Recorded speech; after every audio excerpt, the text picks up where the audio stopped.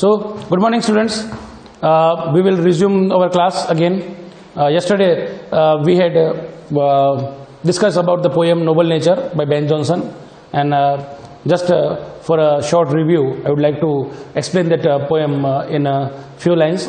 That it was about nature, how a life should be lived, and in this poem, Ben Jonson has used two noble symbols of nature. They are oak and a lily, and he has tried to explain with the lifespan of both these objects. First one is oak, that it lives for 300 years, and again lily, it lives for a day. And तो उस तरीके से again sorry क्योंकि मैं थोड़ा English में चला गया, बेन जॉनसन ने इस पोएम में दो प्रकृति के प्रतीक का इस्तेमाल किया है. एक तो ओक, एक ऐसा पेड़ है जो 300 वर्ष तक जीवित रहता है, और दूसरा लिली, एक फूल है जिसकी उम्र केवल 1 दिन की होती है.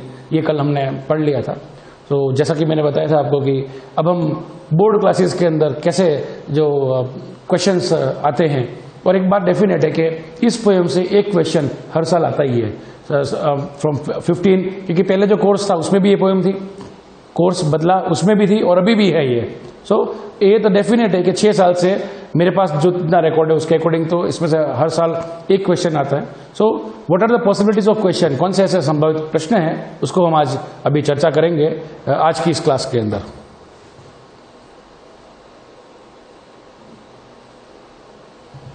जैसा कि आप देख पा रहे हो, एज यू कैन सी, मैंने कुछ मेरे तरीके से जो एक इजीएस्ट फॉर्म ऑफ लर्निंग है उस तरीके से आपको समझाने की कोशिश की है. So first I will explain, read this thing and then explain. First you can see the noble nature poem by Ben Jonson. This is the one of the most common questions कि every time it is asked who is the poet of the poem noble nature. So बहुत easy नाम है, the name is Ben Jonson, right. Now the second line, it is two symbols of nature. Now this is the answer of a question that was asked in 2016, I think.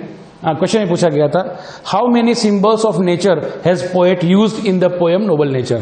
So the very simple answer it is two symbols of nature.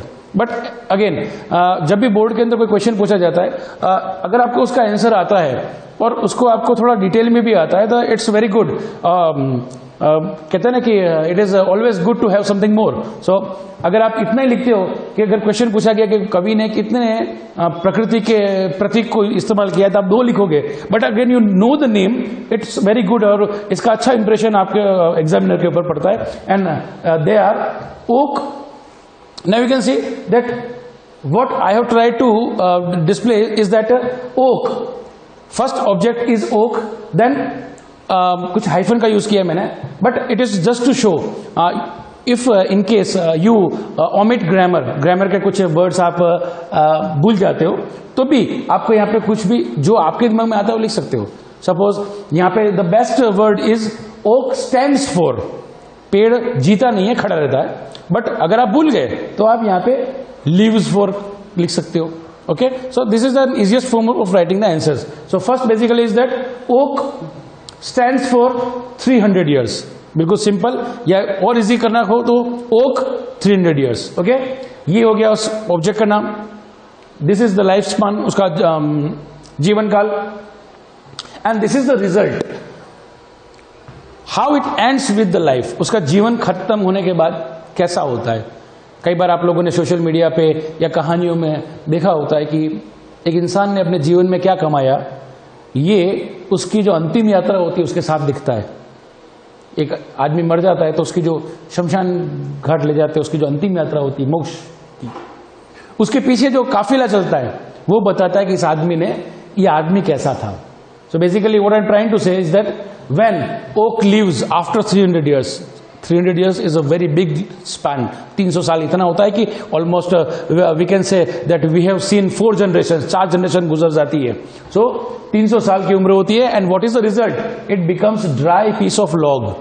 लकड़ी का सूखा टुकड़ा बन जाता है, किसी के काम का नहीं होता है. And the second object we well know, it is lily. Lily फूल होता है. लिव्स फॉर अ डे, एक दिन के लिए जीता है. Remember my dear, it lives for a day and it is known as flower of light. उसको फ्लावर ऑफ लाइट कहते हैं। क्यों? क्योंकि उसके अंदर एक वो तेज होता है कि वो जो एक दिन में जीते भी सबका ध्यान आकर्षित कर लेता है। गिव्स हैप्पीनेस एंड जॉय, हमको खुशी देता है। फूल को देख करके कभी किसी को गुस्सा आता है? Never. Nobody gets angry whenever he sees a flower. उसको always takes it in admiration. फूल अभी उठाओगे ना तो उसकी प्रशंसा करते हुए उठाओगे। अगर आपके हाथ में मोगरा है, अगर गुलाब है, और कोई सा भी फूल हुआ, मैं तो कह रहा हूं there are many objects of beauties in nature. आप किसी भी उसको उठाओगे, किसी भी फूल को उठाओगे, पहली प्रतिक्रिया क्या करोगे आप? You will try to smell it, उसको सूंघने की कोशिश करोगे। So this is how it goes कि फूल जो होता है उसकी प्रकृति होती है, तो it gives happiness and joy. So these are the basic answers. Again we will revise the noble nature poem by Ben Jonson. This is the answer of the question, who is the poet of the poem. Two symbols of nature, ये पूछा जाता है जब कितने object है, और always right oak and lily. अगर इनके अंदर पूछा जाता है कि what are the qualities of oak, तो आपको लिखना है the qualities of oak, that it is a tree that lives for 300 years but at the end it is of no use, it becomes dry piece of log. Then अगर ये पूछा जाता है कि what are the qualities of lily, तो आपको ये definitely लिखना है it lives for a day, it is a flower of light and it gives happiness and joy. Okay, so this was the basic question. अब now what is the theme of the poem, ये भी question आता है कि poem का theme क्या है, what the poet wants to provide the message in this poem. So that message is that हमको ये लिखना है। देखिए समझिएगा इसको। देखिए ये लॉन्ग लाइफ वाला जो है, ये मैंने जो बताया गया है, दैट इज फॉर ओक। इसको आपको इससे जोड़ना है।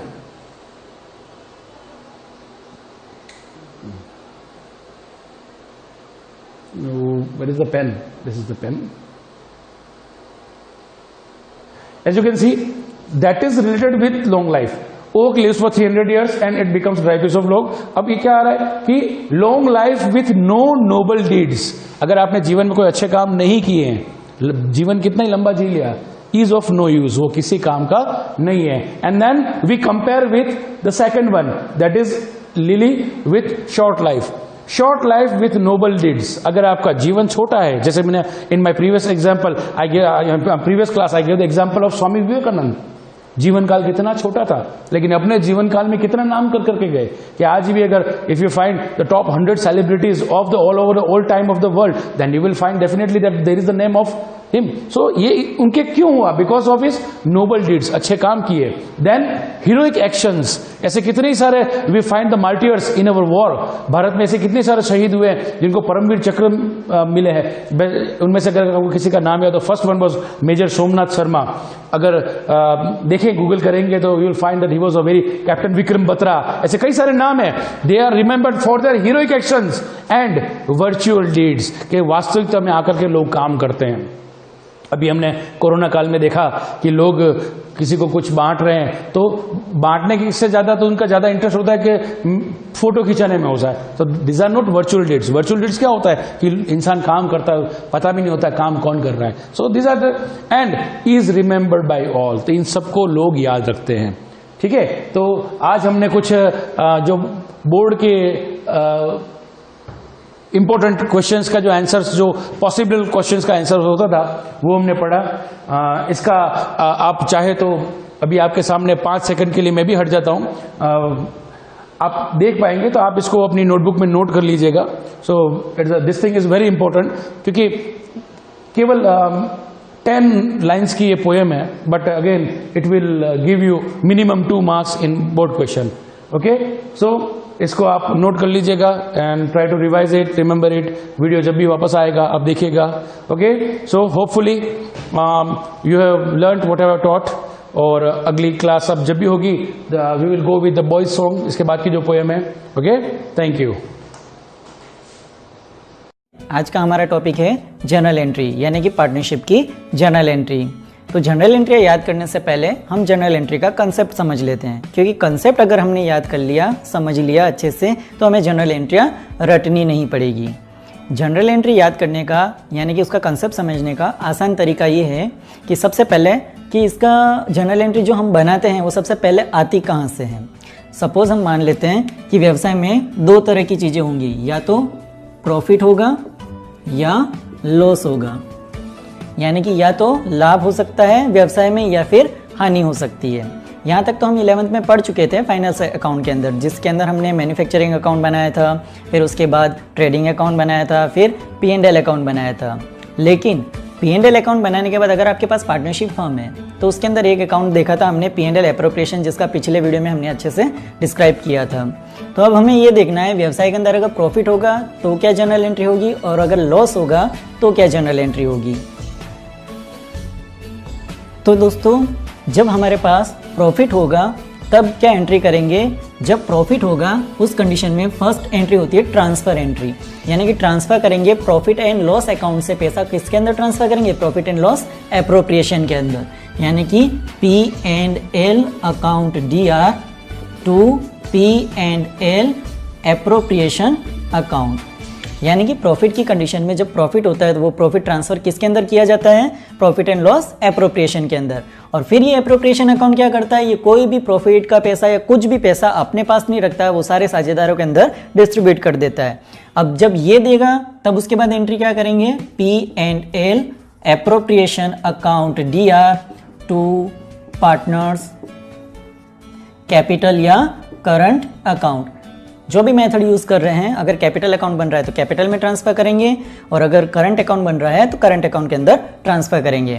वापिस देखिए, जब हमारे पास प्रॉफिट होगा तो प्रॉफिट की कंडीशन में क्या एंट्री करेंगे कि जो आपके पास प्रॉफिट है वो P&L अकाउंट से ट्रांसफर होकर के किसके अंदर आएगा, प्रॉफिट एंड लॉस एप्रोप्रिएशन, यानी किसने दिया किसको दिया।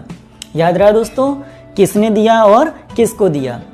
यहाँ देने वाला ऊपर रहेगा और जिसको मिल रहा है पैसा वो हमेशा अकाउंट नीचे रहेगा। फिर उसके बाद जब P&L एप्रोप्रिएशन के पास सारा पैसा आ जाता है तो वो पैसा ट्रांसफर कर देते हैं पार्टनर्स के अकाउंट में, यानी कि फिर अब ये एंट्री होगी सेकंड P&L एप्रोप्रिएशन अकाउंट या टू पार्टनर्स कैपिटल या करंट अकाउंट, यानी कि अब सारा पैसा जो P&L एप्रोप्रिएशन के पास था वो सारा पार्टनर्स के अकाउंट में भेजेंगे। लेकिन किसके अकॉर्डिंग एंट्री करेंगे, वो सारे जो डीड के अंदर एडजस्टमेंट दे रखे हैं उनके थ्रू एंट्री करेंगे, और फाइनली रिजल्ट यही निकलेगा P&L appropriation to partners capital या करंट अकाउंट। इस तरह से सारे एडजस्टमेंट होंगे।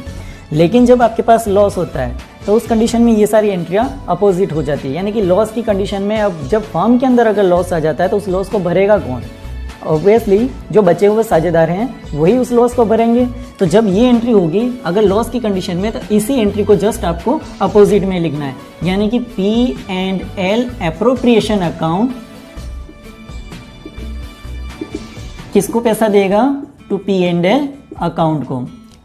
जब प्रॉफिट होता है तो P&L एप्रोप्रिएशन को देता है, और जब लॉस होता है तो उस समय P&L एप्रोप्रिएशन P&L अकाउंट को पैसा देता है, यानी कि जो भी पैसा लॉस का है वो ट्रांसफर कर देंगे P&L अकाउंट के अंदर। लेकिन अब ये पैसा जो P&L एप्रोप्रिएशन है वो लाएगा कहाँ से, बिल्कुल पार्टनर से ही। तो पार्टनर्स की कंडीशन में जब P&L एप्रोप्रिएशन पार्टनर को पैसा देता है तो P&L appropriation to partners capital या करंट अकाउंट एंट्री करते हैं। लेकिन जब लॉस हो जाता है तब यही पार्टनर भरेंगे, यानी कि देने वाले हो जाएंगे। तो उस कंडीशन में एंट्री करेंगे पार्टनर्स कैपिटल या करंट अकाउंट DR, किसको पैसा देंगे, टू P&L एप्रोप्रिएशन अकाउंट। तो बिल्कुल ये कंसेप्ट हमें याद रखना है कि व्यवसाय के अंदर सबसे फर्स्ट जो एंट्री होगी वो इन दोनों में से एक एंट्री होगी, यानी कि या तो प्रॉफिट होगा या लॉस होगा। जब प्रॉफिट होगा तो P&L अकाउंट P&L एप्रोप्रिएशन के अंदर पैसा ट्रांसफर करेगा, और अगर जब लॉस हो जाएगा तब P&L एप्रोप्रिएशन P&L अकाउंट के अंदर पैसा ट्रांसफर करेगा। दोस्तों, जब हमारे पास प्रॉफिट का पैसा होता है वो सारा P&L अकाउंट से अब हमने ट्रांसफर किसके अंदर कर दिया, P&L एप्रोप्रिएशन के अंदर। अब पूरा पैसा जो प्रॉफिट का बचा हुआ था वो P&L एप्रोप्रिएशन के पास है। अब सारे जो भी एडजस्टमेंट होंगे पार्टनर जिसके थ्रू करेंगे वो P&L एप्रोप्रिएशन के थ्रू करेंगे, P&L अकाउंट से अब कुछ भी लेन देन नहीं करेंगे, क्योंकि P&L ने अपना सारा पैसा किसके अंदर ट्रांसफर कर दिया, P&L एप्रोप्रिएशन के अंदर। तो सबसे फर्स्ट एंट्री अगर करेंगे तो ये प्रॉफिट ट्रांसफर की एंट्री हो जाएगी। उसके बाद अगर आपको कहते हैं एडजस्टमेंट आएंगे, जैसे interest on capital, first adjustment होगा इंटरेस्ट ऑन कैपिटल, यानी कि पूंजी पर ब्याज के संबंध में प्रावधान। तो उसके लिए क्या एंट्री होगी, सबसे फर्स्ट आपको जनरल एंट्री करनी पड़ेगी इंटरेस्ट ड्यू की,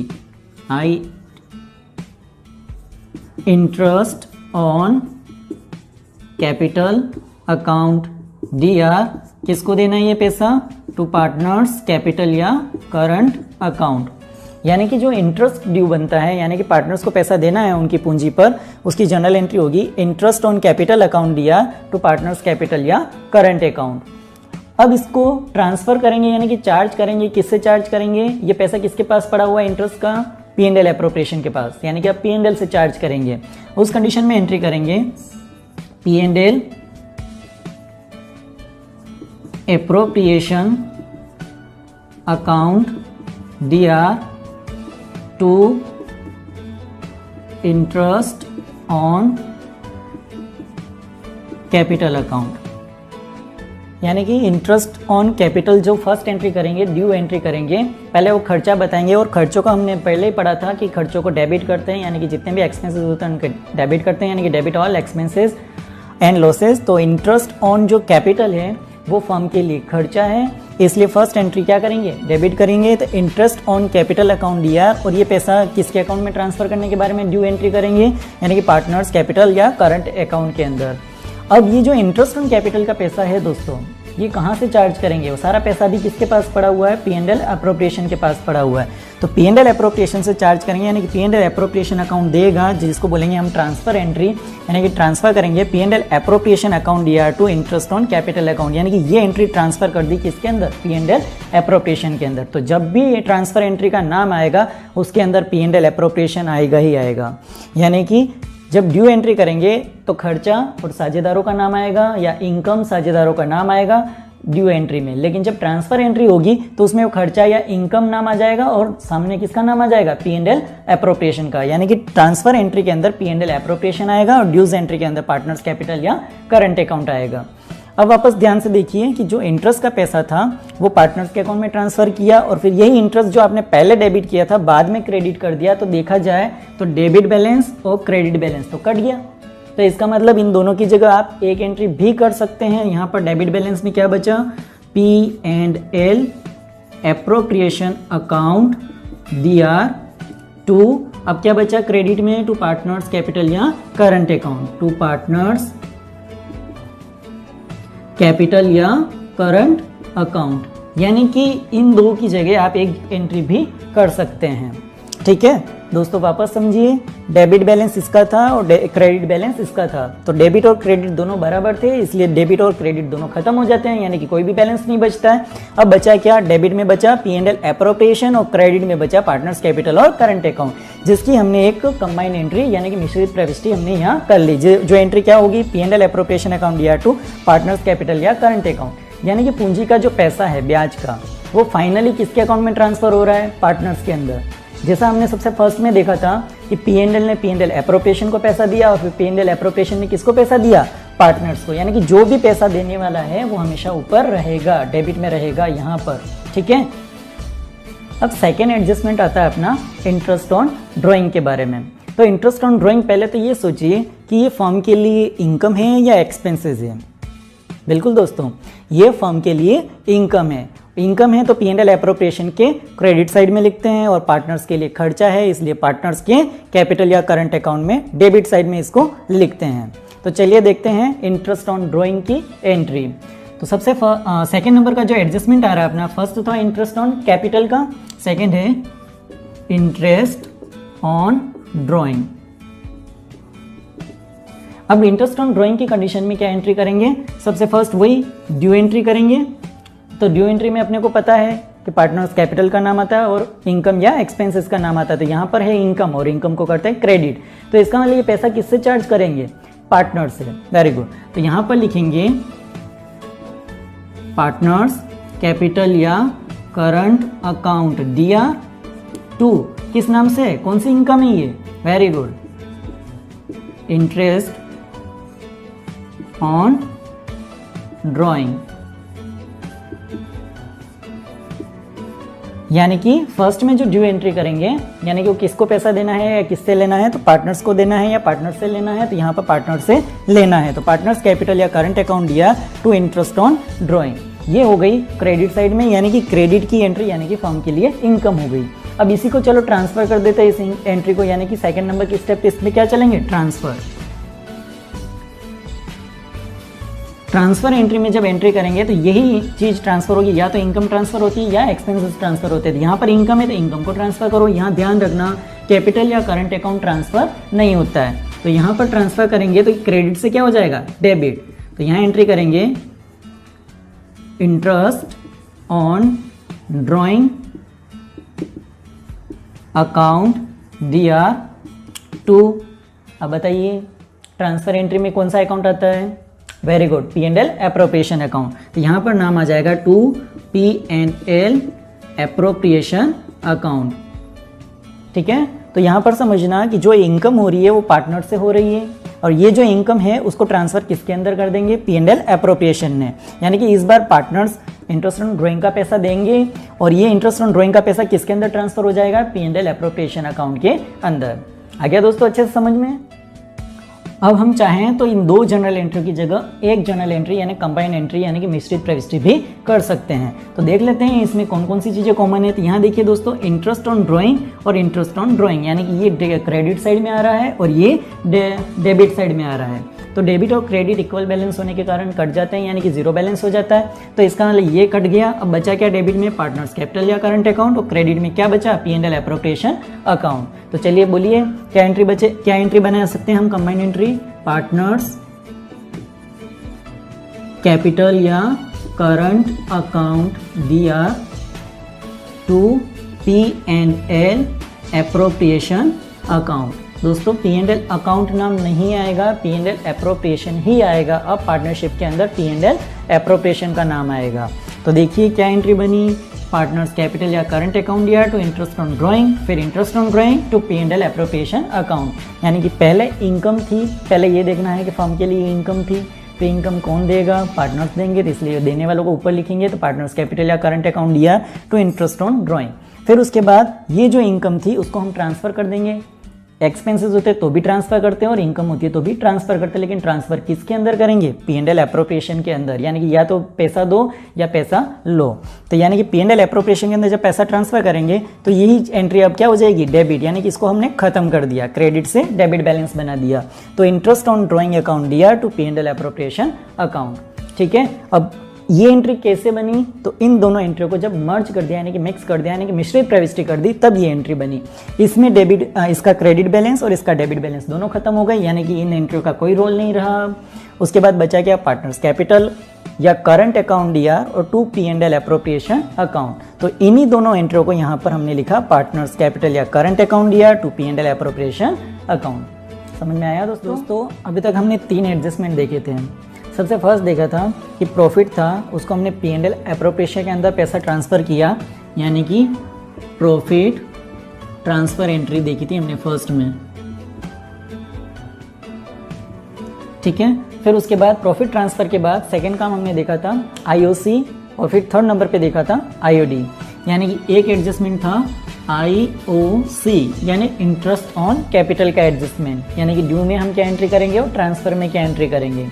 फिर नेक्स्ट आता है थर्ड नंबर पे हमने देखा था IOD। IOD means interest on drawing. तो इंटरेस्ट ऑन ड्राइंग में भी पहले ड्यू एंट्री करेंगे फिर ट्रांसफ़र एंट्री करेंगे, यानी कि पहले पार्टनर से रिलेटेड एंट्री होगी और ट्रांसफ़र में P&L एप्रोप्रिएशन से रिलेटेड एंट्री होगी। अब जो नेक्स्ट एडजस्टमेंट आ रहा है वो आ रहा है पार्टनर सैलरी, बोनस, कमीशन। अब पार्टनर की सैलरी, बोनस और कमीशन, ये जो एंट्री है, अब पहले ये पता कीजिए ये एक्सपेंसेस हैं फर्म के लिए या इनकम है।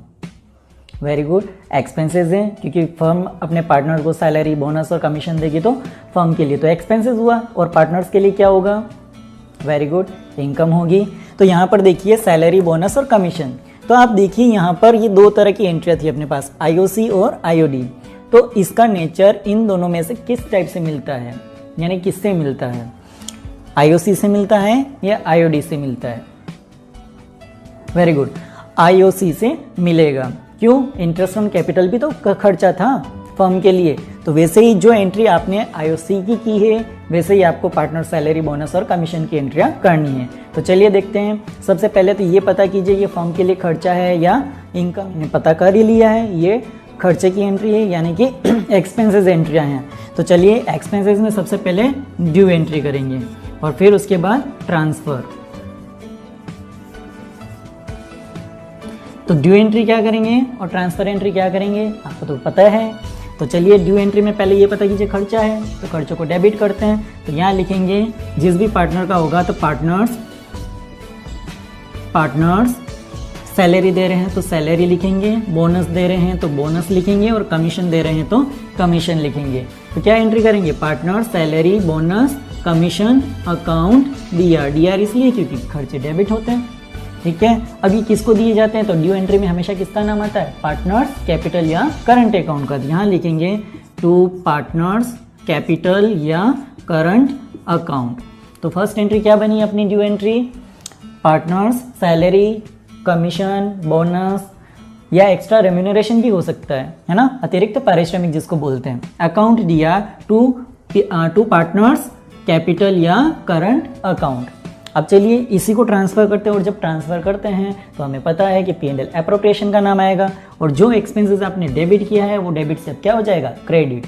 Very good. तो अब एंट्री क्या होगी, चलिए बोलिए साथ में, P&L appropriation account DR to, ये एंट्री बोलिए, to partner salary bonus commission या एक्स्ट्रा रेम्यूनरेशन जो भी है ETC अकाउंट लिख देंगे, है ना। अब डीआर यहाँ डीआर नहीं लिखना है, ये CR एंट्री हो जाती है जब टू लग जाता है।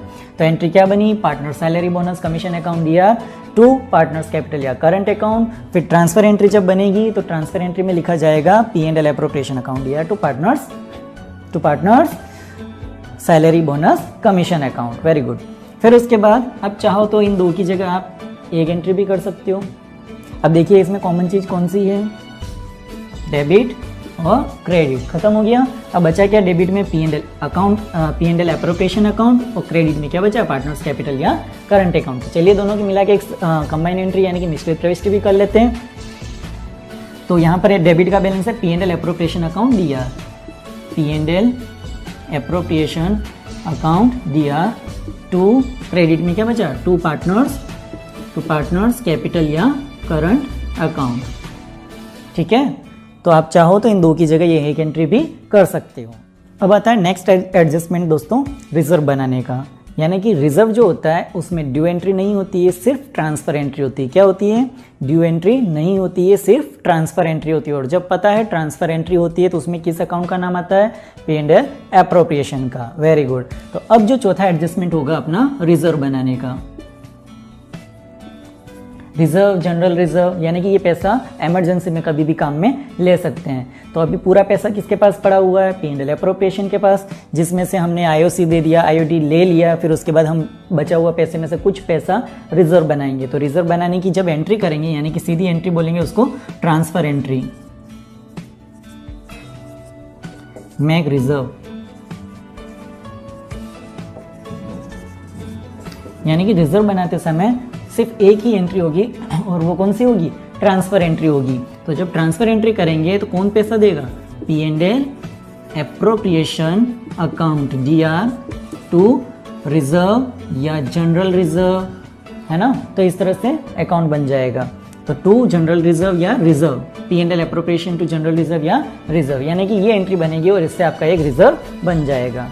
अब इसकी कंबाइंड एंट्री तो होगी नहीं क्योंकि ये खुद ही एक एंट्री है ना। अब दोस्तों बची है लास्ट फाइनल एंट्री, यानी कि जिसके अंदर क्या होगा, ड्यू एंट्री और ट्रांसफर एंट्री दोनों को एक साथ लिखा जाएगा।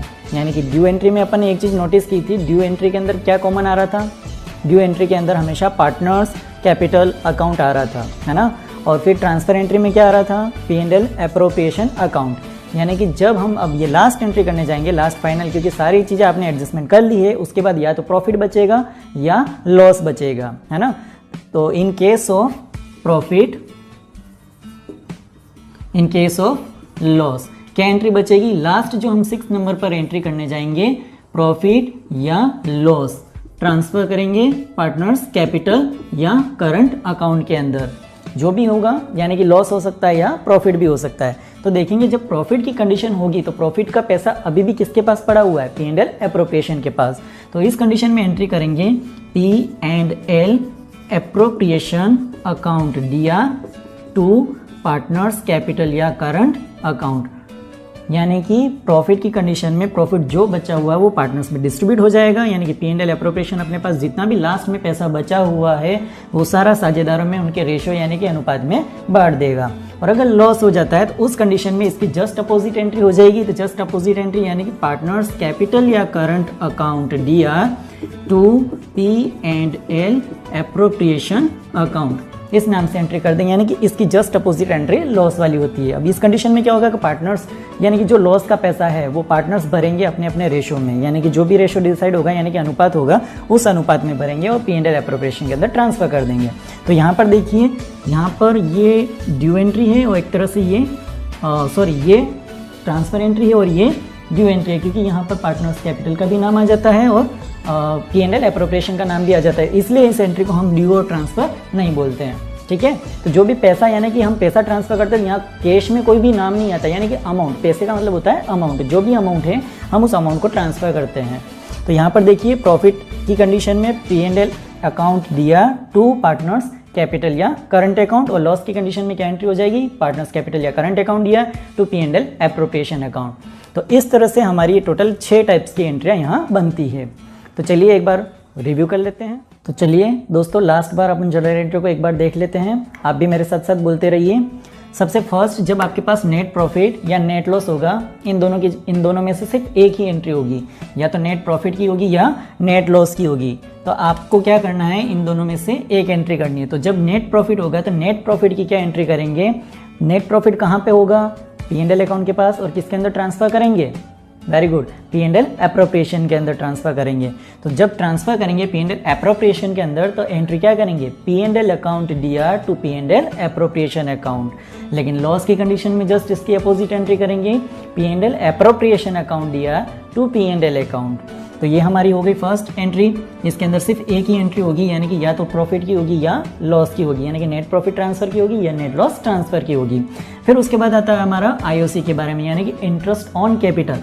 इसकी हमने पढ़ी थी 2 एंट्रियाँ होती है, एक ड्यू की एंट्री होती है और एक ट्रांसफर एंट्री होती है। तो पहले ड्यू एंट्री करेंगे, तो IOC फर्म के लिए क्या है, खर्चा है, एक्सपेंसेस है, तो एक्सपेंसेस को डेबिट करेंगे, यानी interest on capital account DR to transfer. Due entry में पार्टनर्स का नाम आता है तो टू पार्टनर्स कैपिटल या करंट अकाउंट। तो एंट्री क्या बनेगी, IOC interest on capital account दिया टू पार्टनर्स कैपिटल या करंट अकाउंट। और फिर सेकंड नंबर इस पे हम ट्रांसफर एंट्री करेंगे, तो ट्रांसफर किसके अंदर करेंगे, P&L एप्रोप्रिएशन के अंदर। तो यहाँ पर एंट्री क्या हो जाएगी, P&L एप्रोप्रिएशन अकाउंट दिया टू IOC, यानी कि यहाँ ये 2 एंट्रियाँ बन जाएगी। फिर नेक्स्ट जो थर्ड नंबर पे आता है IOD यानी इंटरेस्ट ऑन ड्रॉइंग, ये भी 2 टाइप में है, मतलब 2 एंट्रियाँ बनेगी, इसमें ड्यू एंट्री भी बनेगी और ट्रांसफर एंट्री भी बनेगी। तो पहले IOD क्या है, इनकम है या एक्सपेंसेस, वेरी गुड, इनकम है। तो इनकम है तो हम इसको क्रेडिट में लिखेंगे। तो ये इनकम कहाँ किससे मिलेगी, पार्टनर्स कैपिटल या करंट अकाउंट से मिलेगी, और क्या मिलेगी, टू IOD। अब इसी IOD को हम डेबिट में लिखेंगे, तो IOD अकाउंट दिया टू P&L एप्रोप्रिएशन अकाउंट, यानी कि P&L एप्रोप्रिएशन के अंदर ट्रांसफर कर देंगे। फिर next partner salary bonus commission, इसमें भी 2 एंट्री है। अब इसका नेचर किससे मिलता जुलता है, इन दोनों में से, वेरी गुड, IOC से मिलता जुलता है। तो जो पार्टनर सैलरी बोनस कमीशन है इसको तो पहले लिखेंगे डेबिट क्योंकि खर्चा है, तो partner salary bonus commission account DR to partners capital या करंट अकाउंट। और फिर इसको ट्रांसफर करने की एंट्री क्या होगी, P&L appropriation account DR to partners capital या partner salary bonus commission account. अब नेक्स्ट आता है अपने पास जनरल रिजर्व या रिजर्व बनाने की, या रिजर्व फंड या जनरल रिजर्व के नाम से भी हम लिख सकते हैं जनरल रिजर्व फंड या जनरल रिजर्व के नाम से। यानी कि ये चीज़ बनाने का मतलब क्या होता है कि फर्म के अंदर जब भी इमरजेंसी में पैसा चाहिए उस समय हम वहाँ से पैसा निकाल सकते हैं, जब फर्म के पास पैसा नहीं हो। तो उस कंडीशन में रिजर्व बनाने की एंट्री, यानी कि ये पैसा कौन देगा, P&L एप्रोप्रिएशन देगा। तो P&L एप्रोप्रिएशन अकाउंट या टू रिजर्व या रिजर्व फंड या जनरल रिजर्व के नाम से एंट्री कर लेंगे। एंड लास्ट आता है हमारा डिस्ट्रीब्यूट प्रॉफिट लॉस, यानी कि लास्ट में अगर फर्म के पास प्रॉफिट बचा हुआ है तो प्रॉफिट की एंट्री करनी है, और अगर लॉस है तो लॉस की एंट्री करनी है। अब देखिए क्या होगा कि जब डिस्ट्रीब्यूट करेंगे पार्टनर्स के अंदर, तो यानी कि यहाँ ट्रांसफर और ड्यू एंट्री दोनों मर्ज हो जाएगी, यानी कि मिक्स हो जाएगी, यानी कि यहाँ पार्टनर्स कैपिटल का भी नाम आएगा और P&L एप्रोप्रिएशन का नाम भी आएगा। तो प्रॉफिट की कंडीशन में जो एंट्री होगी उस समय क्या एंट्री करेंगे, P&L अप्रोप्रिएशन अकाउंट दिया टू पार्टनर्स कैपिटल या करंट अकाउंट, यानी P&L अप्रोप्रिएशन पैसा देगा किसको, पार्टनर्स को। लेकिन लॉस हो जाने की कंडीशन में पार्टनर को भरना पड़ेगा, इसलिए पार्टनर देने वाले हो जाएंगे, तो पार्टनर्स कैपिटल या करंट अकाउंट दिया टू P&L अप्रोप्रिएशन के नाम से एंट्री करेंगे। तो यहाँ जब डिस्ट्रीब्यूट करेंगे तो प्रॉफिट की कंडीशन में क्या एंट्री करेंगे, P&L अप्रोप्रिएशन अकाउंट दिया टू पार्टनर्स कैपिटल या करंट अकाउंट, और लॉस की कंडीशन में क्या एंट्री करेंगे, पार्टनर्स कैपिटल या current account DR to P&L appropriation account. अब ये पार्टनर्स कैपिटल और करंट अकाउंट कब बनाएंगे तो आपको पता ही है, जब हम अपन फिक्स मेथड यूज़ करेंगे तो फिक्स मेथड के अंदर 2 अकाउंट होंगे, इसलिए करंट अकाउंट की, तो यहाँ जहाँ पे भी करंट या पार्टनर्स कैपिटल ऑब्लिक करंट लिखा है तो आपको करंट अकाउंट लिखना है। लेकिन अगर फिक्स कैपिटल मेथड की जगह फ्लक्चुएट कैपिटल मेथड यूज़ करने के लिए बोला है तो जहाँ सिर्फ एक ही अकाउंट बनेगा जिसका नाम है पार्टनर्स कैपिटल अकाउंट। तो यहाँ पर कैपिटल ऑब्लिक करंट नहीं लिखना है, वहाँ सिर्फ आपको क्या लिखना है, कैपिटल अकाउंट। दोस्तों हमारे लिए टॉपिक जनरल एंट्री का आई होप आपको समझ में आ गया होगा। एक बार और वीडियो को रिवाइंड कर लीजिए, रिवाइज कीजिए, लिखिए, प्रैक्टिस कीजिए, पर एंट्री को रटिए मत, एंट्री को समझिए।